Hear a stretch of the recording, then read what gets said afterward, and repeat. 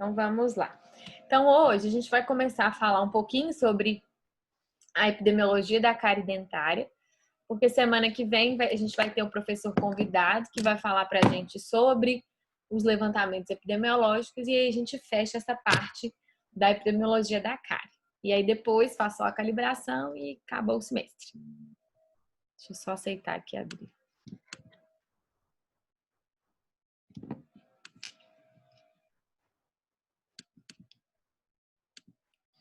Então, para a gente começar a falar sobre a epidemiologia da cárie dentária, a gente tem que falar um pouquinho, rever um pouquinho só dos conceitos da epidemiologia. Eu sei que vocês já tiveram essa parte, mas só uma discussão.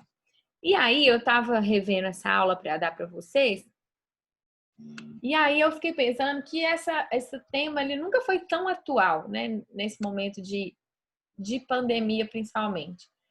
Acho que nunca se deu tanta importância à epidemiologia. A gente nunca escutou tantos os conceitos que a gente aprendeu na epidemiologia quanto agora. Então, a gente nunca escutou tanto sobre casos suspeitos, confirmados, né, novos casos, e o que isso vai impactar. Então, agora, né, talvez a gente, infelizmente, a gente tenha tido uma experiência na prática do tanto que a epidemiologia ela importa, né? Tanto que ela é importante para o controle da saúde. Então, a vigilância epidemiológica que vocês aprenderam lá no semestre passado, ela é muito importante. Né? É ela que está organizando, orquestrando tudo isso. É ela que está falando se pode o comércio ou não abrir. É ela que está falando que, por enquanto, é melhor fechar de novo.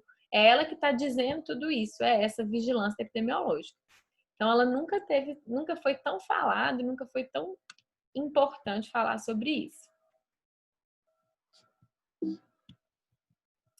Então, a epidemiologia, como vocês já aprenderam, né, só para reviver, ela é o estudo sobre as populações. Então, ela nada mais é do que o estudo de como, né, uma doença se estabelece nessa população. Né? Ela nada mais é para a gente estabelecer a epidemiologia de uma doença, a gente precisa conhecer a história natural dessa doença. Então, eu preciso conhecer como que essa doença acontece, como ela se desenvolve. Eu preciso saber todos os aspectos dessa doença. Peraí que eu tô admitindo um povo aqui. Opa.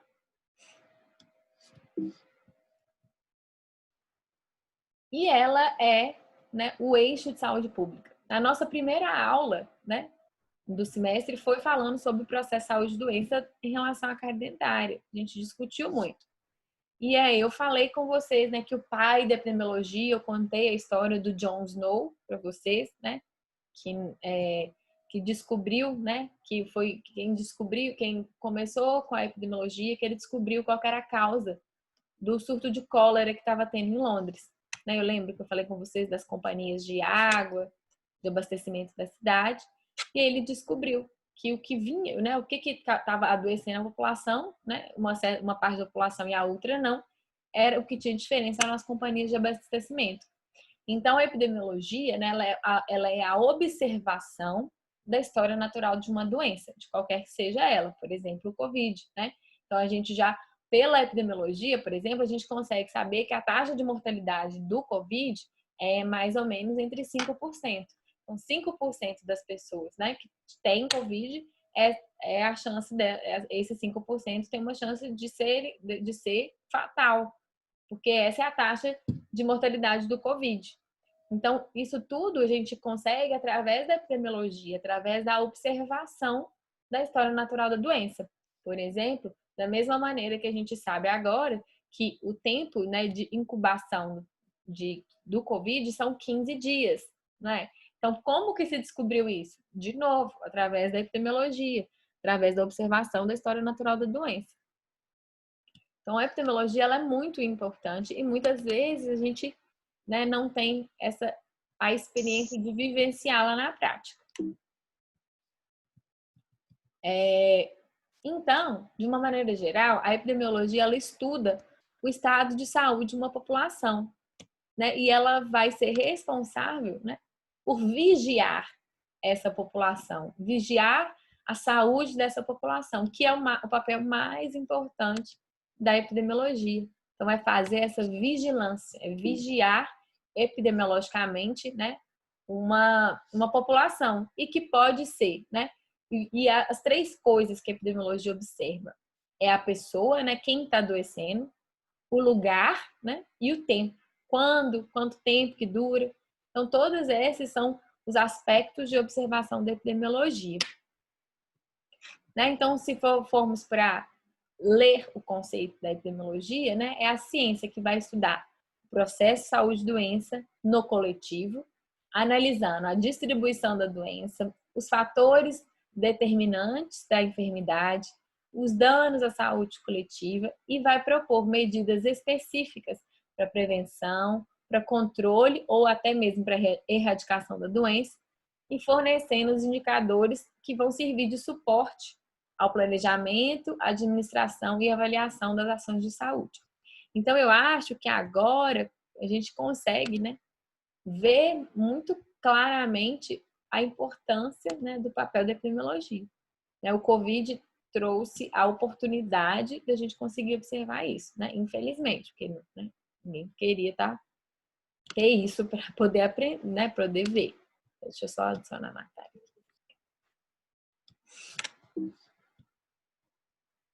Então, né, a epidemiologia, vocês já tiveram isso, eu sei, mas, né, vamos revisar.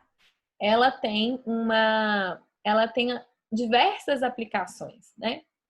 E uma das aplicações que eu quero focar aqui é para o estudo de uma doença, é para entender como que uma doença ela se distribui em uma determinada população em um determinado território, que é o objetivo da nossa aula de hoje, é entender como que a doença cárie-dentária ela se distribui no Brasil. Então é isso que eu quero que vocês entendam, tá? A doença cárie, a gente já falou que ela é uma doença de causas ambientais, né? Tem fatores ambientais muito importantes, né, que vão interferir no processo de saúde e doença.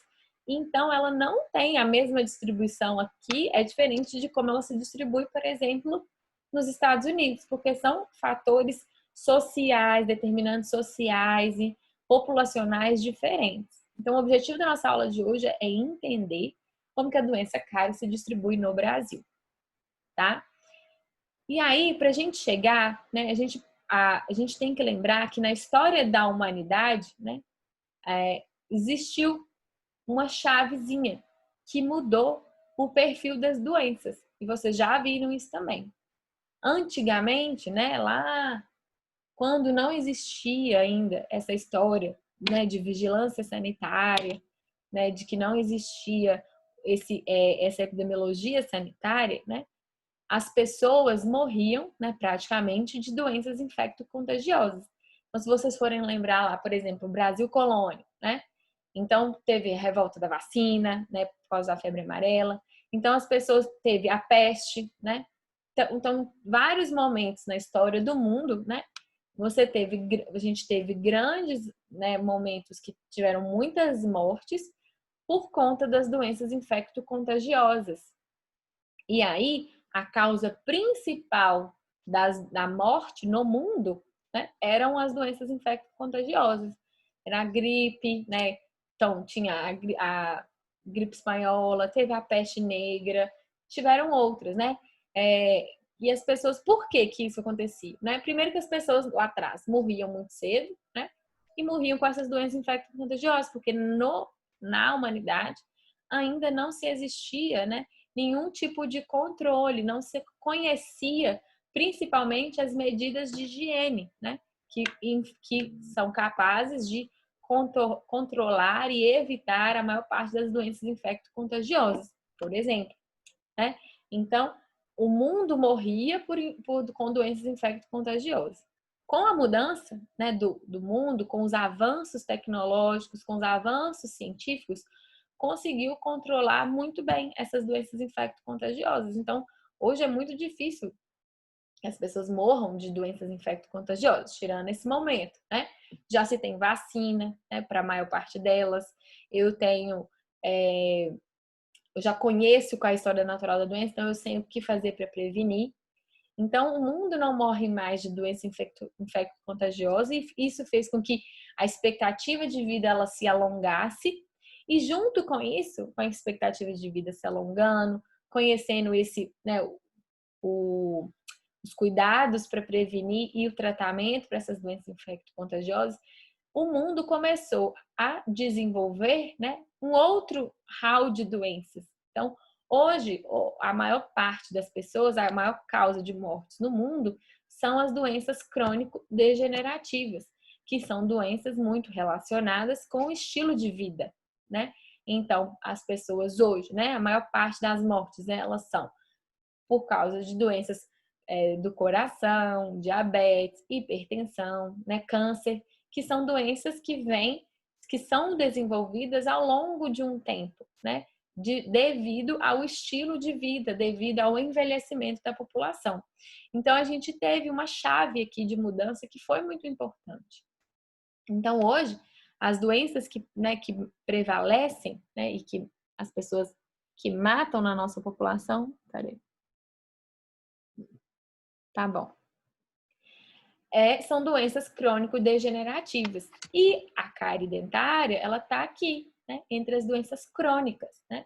Então, a gente sabe que a cárie dentária é a doença crônica de saúde bucal mais prevalente no mundo.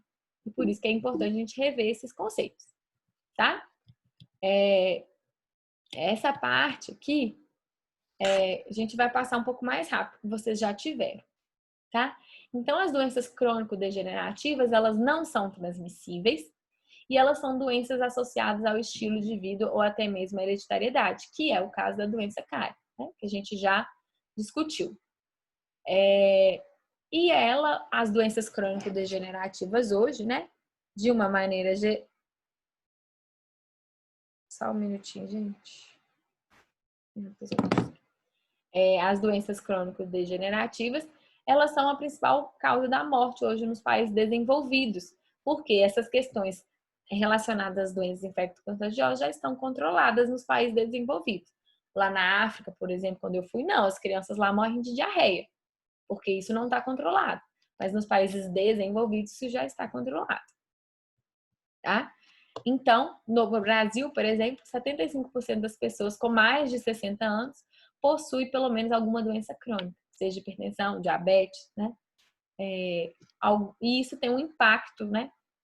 Tanto na causa dos óbitos, mas também no sistema de saúde, né? No gasto com o sistema de saúde. Então, no mundo, gente, a gente passou por ao longo do desenvolvimento da humanidade, a gente passou por transições demográficas, né? Então, populacionais. Então, eu tive um boom, né? De nascimentos, né? De pessoas, de nascendo pessoas. Hoje a gente já consegue, no mundo, em algumas regiões, por exemplo, no Japão, morrem mais pessoas do que nascem hoje. Então, eu tenho uma população de idosos maior do que uma população de jovens. E aí a gente começa a observar a inversão da pirâmide, né? Da força de trabalho. E isso vai impactar em um tanto de coisa, né? A gente pode... Eu adoro essa parte, a gente pode discutir isso em diversas coisas. Isso vai impactar, por exemplo, na Previdência, né? Que foi o que a gente assistiu ano passado, né? Todo esse debate em relação à Previdência, né? Na reforma da Previdência. Então, no Brasil, já essa pirâmide já está, né? Ainda não inverteu, a gente está caminhando para isso. Então, a gente tem uma população muito mais idosa, né? A gente já tem uma população muito idosa e uma força de trabalho menor, porque a taxa de natalidade no Brasil está caindo. Então, isso, né? Isso obviamente, isso impacta, né? Você tem que entender que isso vai impactar nas condições de saúde, né? Isso vai impactar no nosso sistema público de saúde. Se eu tenho uma população mais velha que adoece, né? Gente, eu vou ter que atender aqui rapidinho, porque minha avó... Só um minutinho, tá?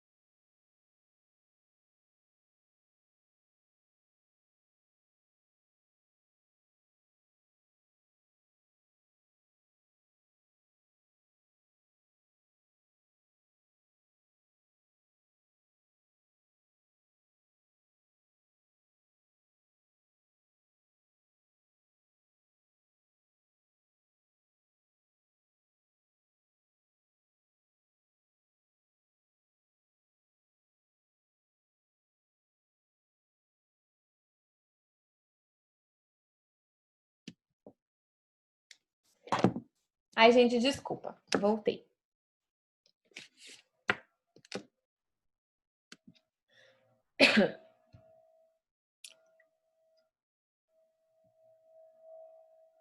Então, a gente passou no mundo por diversas transições epidemiológicas, né?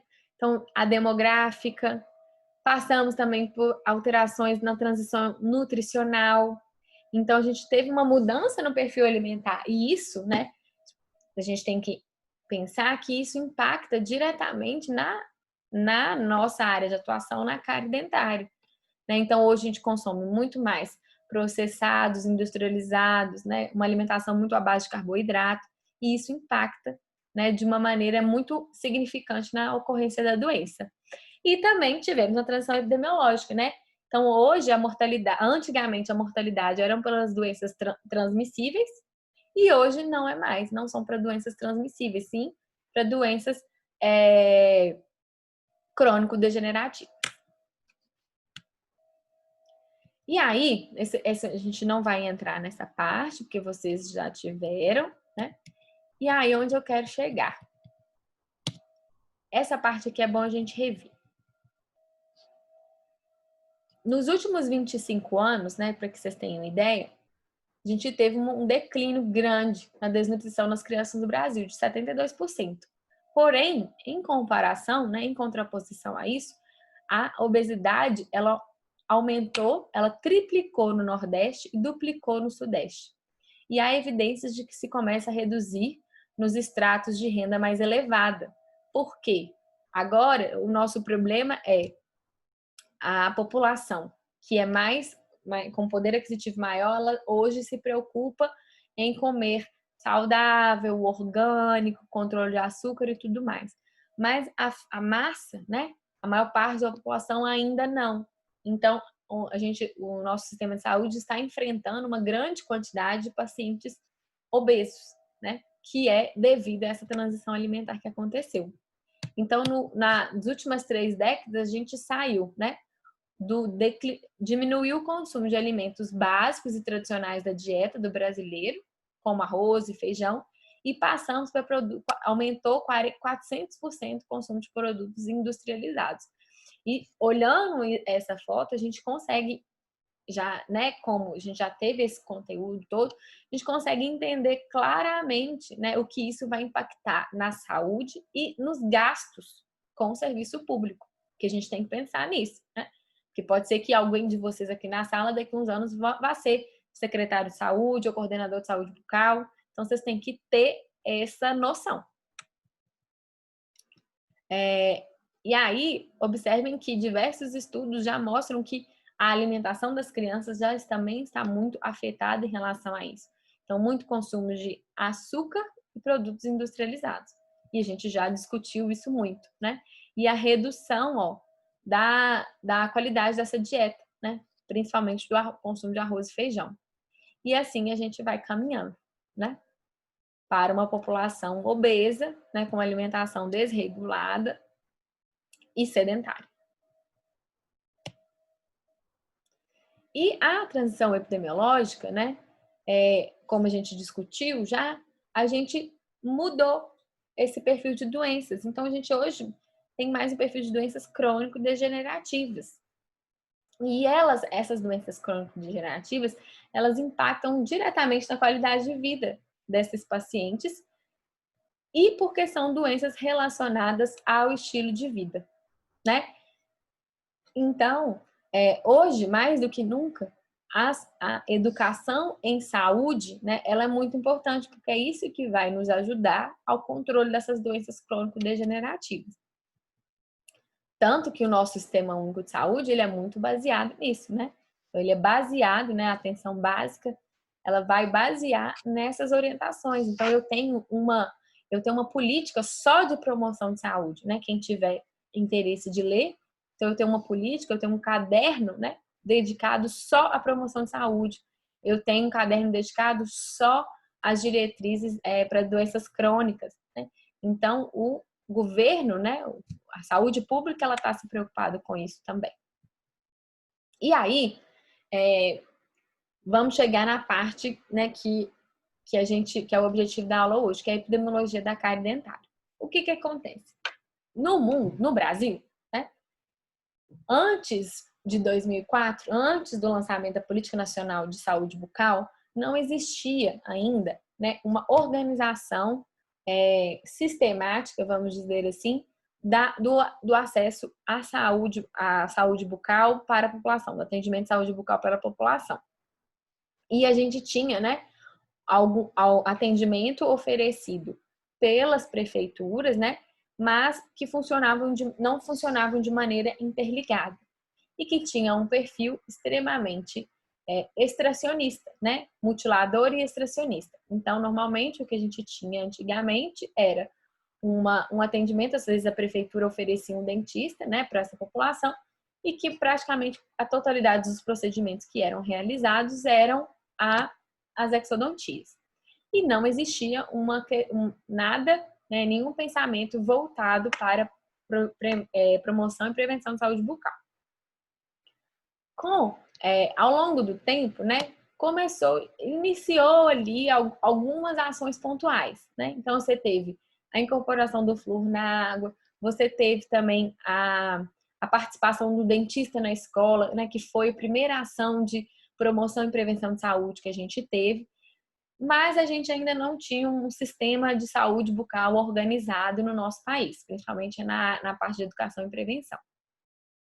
E aí, mais do que isso, a gente não conhecia qual era o perfil da saúde bucal da nossa população. A gente não sabia qual era o retrato da saúde bucal da nossa população. E aí, para conhecer esse perfil populacional e para estabelecer, para definir essa política nacional de saúde bucal, o que foi feito, né? E para vocês entenderem a importância do estudo epidemiológico. Para se montar o plano de saúde bucal no Brasil, primeiro eu tenho que conhecer qual que é a realidade dessa saúde bucal, porque senão como é que eu vou voltar às minhas ações, como é que eu vou fazer os meus planejamentos se eu não conheço qual é a necessidade da minha população? Então, para definir o Plano Nacional de Saúde Bucal em 2004, em 2003, foi feito o primeiro estudo epidemiológico sistemático, organizado, com uma metodologia definida para avaliar as questões de saúde bucal no Brasil, que foi chamado de SB Brasil. Antes disso, já tinham sido feitos alguns estudos? Já, e eu vou mostrar, mas não eram com essa complexidade e com essa sistemática metodológica que foi realizado o SB Brasil. Então, eles foram lá, né? O governo organizou esse inquérito de saúde bucal, esse levantamento epidemiológico, que a gente chama, conheceu a realidade e aí sim pôde estabelecer quais eram as ações que a Política Nacional de Saúde Bucal iriam tomar. E aí foram feitas essas ações que vocês já conheceram no semestre passado, que a Ana Flávia já passou para vocês. E aí eu vou mostrar aqui, só para eu mostrar o que foi antes. Então, Então, lá em 86, fizeram o primeiro estudo, né? Mas eles levaram só avaliaram as localidades urbanas, algumas zonas urbanas. Só avaliaram as zonas urbanas e só avaliaram para a cárie dentária. Então, observem, gente, aqui o CPOD, né? Que é um índice que o Jonathan vai explicar para vocês direitinho o que é. Para a cárie dentária, né? O índice que vai medir a prevalência de cárie dentária, eu tinha que no Brasil, dos 15 aos 19 anos, esses adolescentes tinham, em média, 13 dentes perdidos, ou cariados, ou obturados. E pensem, isso é quase que a metade, né? Na população, olha para vocês verem, de 35 a 44 anos, em média, as pessoas tinham 23 dentes praticamente todos perdidos, tá vendo? Com todos extraídos. Lá em 86. Em 96, eles fizeram outro levantamento. Opa. 96. Em 96, eles fizeram outro levantamento. Por quê? Eles já tinham começado ali o programa do dentista na escola, e eles queriam avaliar como que estava sendo, né, quais estavam sendo os efeitos disso. E aí ele observou que esse efeito, né, esse dentista na escola, trabalhar na prevenção, teve um efeito muito benéfico. Porque o meu CPOD, né, que é esse índice de cárie, saiu do 12, caiu para o 3, né? É uma redução muito grande, muito drástica, né? Que foram os 2 momentos que a gente teve uma redução tão drástica assim na prevalência de cárie no Brasil. Então, mas até esse momento, eu não tinha ainda uma metodologia muito específica. Então, era avaliada algumas cidades, as maiores capitais e pronto. Mas eu não conhecia a realidade, o retrato mesmo da situação de saúde bucal do Brasil. E aí, em 2003, eles fizeram esse levantamento epidemiológico, né? Levando em consideração eles fizeram uma amostragem, deixa eu mostrar para vocês o que é essa amostragem. Então, eles se preocuparam em pegar cidades de todas as regiões, tá vendo? E em cada região, cidade de tamanhos diferentes. Para quê? Para que aquele resultado que foi obtido em 2003, ele conseguisse representar de maneira significativa a população do Brasil. Então, por exemplo, se eu fizer um levantamento epidemiológico em Belo Horizonte, e aí eu achei você acha que eu posso falar que o que é feito lá em Belo Horizonte representa o país? Vocês acham? Sim ou não? Eu acho que não. Não, né? Porque são realidades sociais e econômicas completamente diferentes. Então, o que eu encontrar aqui em Belo Horizonte não representa o que acontece lá, por exemplo, em Fortaleza, que não representa o que acontece lá em Manaus. Então, para eu ter um dado que represente a população brasileira como um todo, eu preciso ter esse cuidado, né, de pegar dados, né, das diferentes regiões, dos diferentes tamanhos de município, e isso que foi feito lá em 2003. Então, foi um estudo metodologicamente muito detalhado, muito minucioso. E que aí eu consegui observar, né, os resultados que ali foram obtidos, né, eles representam, sim, a população brasileira. E aí, quais foram esses resultados? Isso é importante que vocês entendam.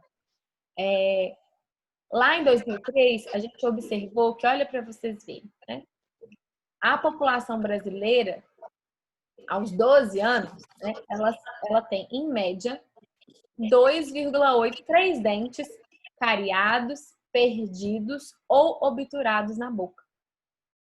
Isso é bom, um número bom. Por quê? Lá em 86 eram 12.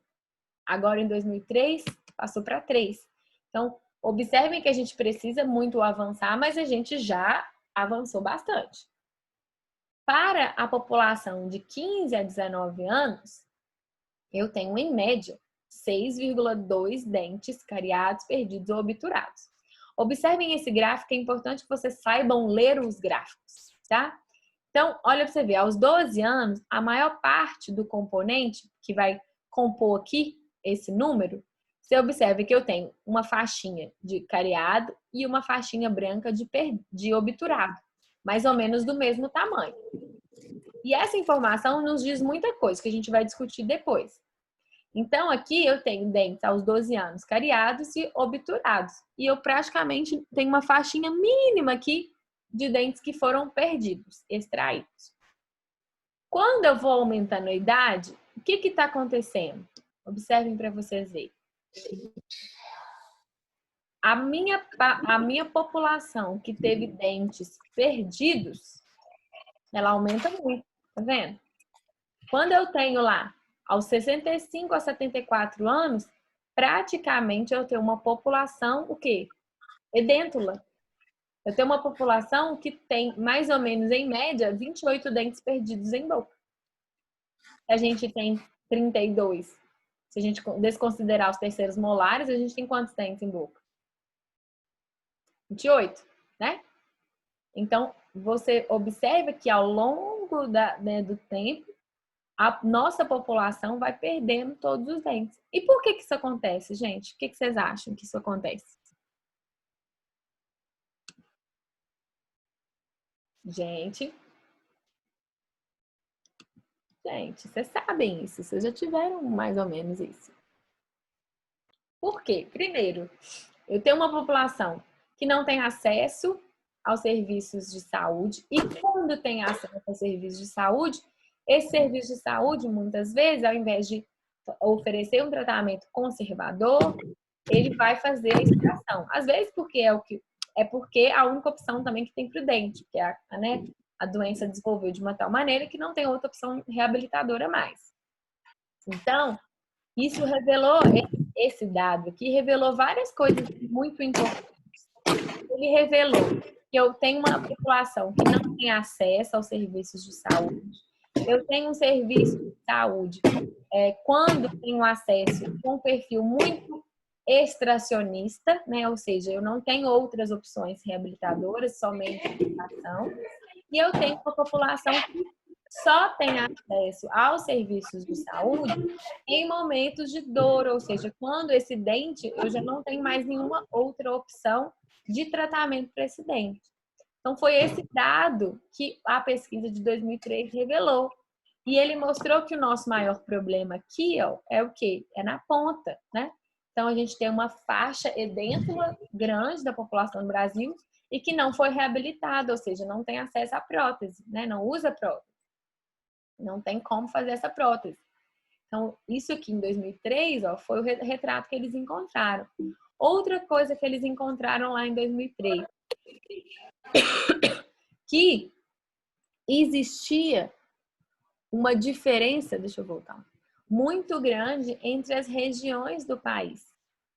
Então, lá em 2003, eles já começaram a observar que havia uma disparidade em relação à saúde bucal entre as regiões, que as regiões Sudeste e Sul tinham índices muito melhores do que as regiões Nordeste, Norte e Centro-Oeste. E que isso era muito gritante. E óbvio que isso acompanha o retrato da nossa população, não é? Então, tudo que se tem no Brasil em relação à economia, à saúde de uma maneira geral, à educação, sempre o Sul e o Sudeste têm os melhores índices e o Norte, Nordeste e Centro-Oeste têm os piores índices. E na saúde bucal, isso acontece da mesma maneira, isso acompanha, né, o perfil. E isso é muito grave, né? Porque eu tenho retratos diferentes, muito diferentes, dentro de um mesmo país. E isso, gente, em termos de saúde pública, é muito difícil de lidar. Porque eu tenho que direcionar ações e verbas muito diferentes para cada lugar. Então, essa é a dificuldade, né, do Brasil hoje, né? A gente tem diferenças regionais muito fortes. E aí, em 2004, eles lançaram a Política Nacional de Saúde Bucal com as ações para tentar amenizar a realidade que foi encontrada. Então, eles fizeram ações, se vocês forem lembrar da Política Nacional de Saúde Bucal.